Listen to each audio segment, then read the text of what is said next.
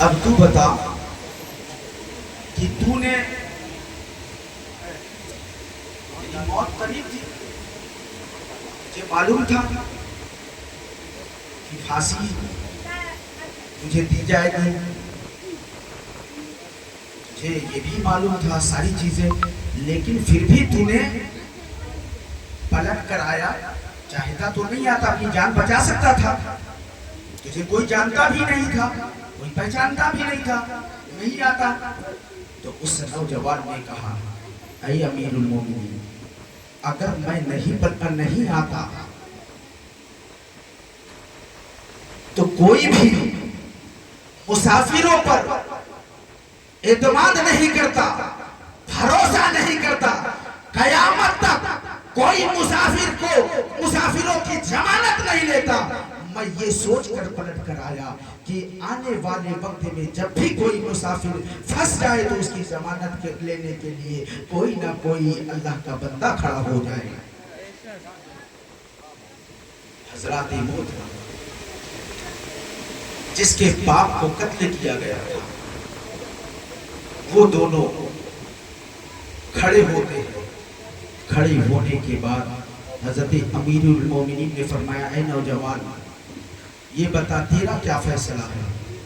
اس نے کہا اے امیر المومنین، میں تاریخ کی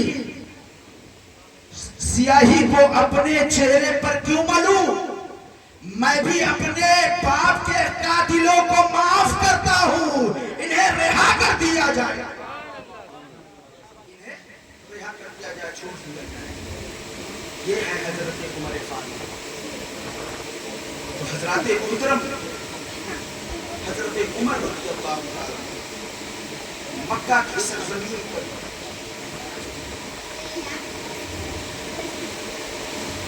مدینے کی سرزمین پر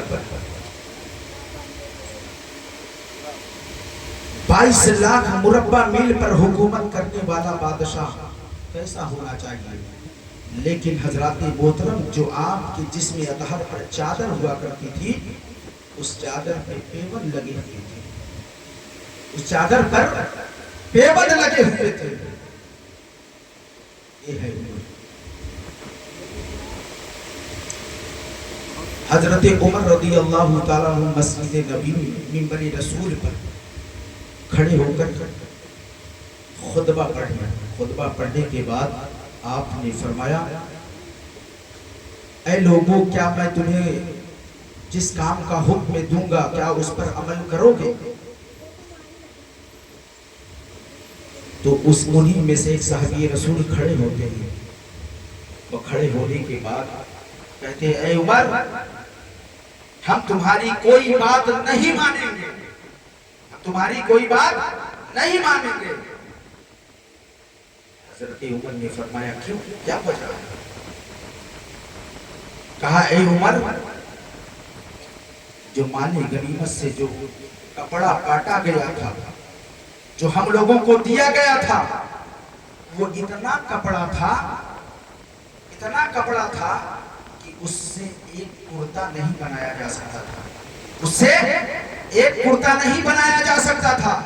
لیکن جو آپ کے جسم پر جو لباس ہے، اسی سے آپ نے کرتا بنوایا ہے، آپ نے اسی سے بنوایا ہے۔ اس کا مطلب ہے آپ نے ہم لوگوں کو ایک ایک دیا ہے اور آپ نے 2 لیا ہے، اس کے وجہ سے کہ آپ کا کرتا 2 کپڑوں سے بن سکتا تھا، ایک سے نہیں۔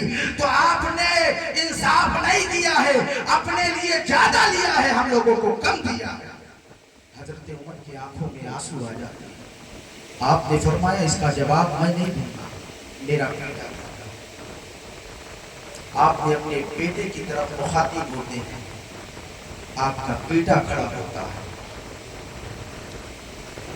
اور آپ کا بیٹا اعلان کرتا ہے اے لوگوں، میرے باپ پر الزام نہ لگاؤ، میرے والد محترم کہ جسم پر جو لباس آپ دیکھ رہے ہیں، حقیقت یہی ہے کہ جتنا کپڑا ہم لوگوں کو ملا تھا، اس سے ایک کرتا تیار نہیں ہو سکتا تھا۔ لیکن اے لوگوں، میں نے اپنے حصے کا کپڑا میں نے اپنے والد محترم کو دیا تھا اور میرے والد محترم نے میرے حصے کا بھی کپڑا اور اپنے حصے کا دونوں ملا کر میرے والد محترم نے اپنے لیے لباس بنوایا، اپنے لیے لباس بنوایا۔ یہ ہے حضرت عمر۔